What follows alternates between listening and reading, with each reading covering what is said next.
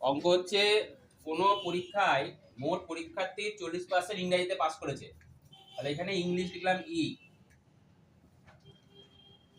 অঙ্কে পাস করেছে কত ফেল করেছে কত পার্সেন্ট, ম্যাথে ফেল করেছে কত পার্সেন্ট, 30%।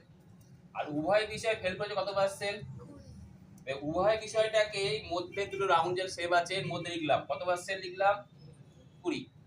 ক্লিয়ার? এবারে ইংলিশে কত পার্সেন্ট আছে,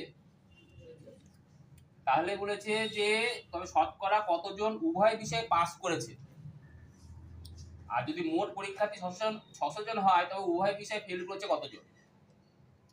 তাহলে আমি কি করব, 40 থেকে 20% বাদ দিলে কত পার্সেন্ট ইংলিশে হয়, 20। অঙ্কে কত আছে, পাস ফেল করেছে কত, 30। 30 থেকে 20 বাদ দিলে কত ফেল হবে, 10। টোটাল তিনটে যোগ করলে কত হয়, 50। তাহলে 50% ফেল করেছে। তাহলে পাস করেছে কতজন, 100 মাইনাস 50%, মানে কত পার্সেন্ট, 50%। তাহলে উভয় বিষয়ে পাস করেছে কজন, কত পার্সেন্ট পাস করেছে, 50%।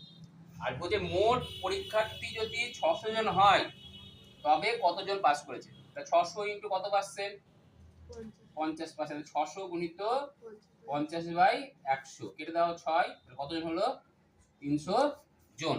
ঠিক একইভাবে এই অঙ্কটা নিজে নিজে করবে।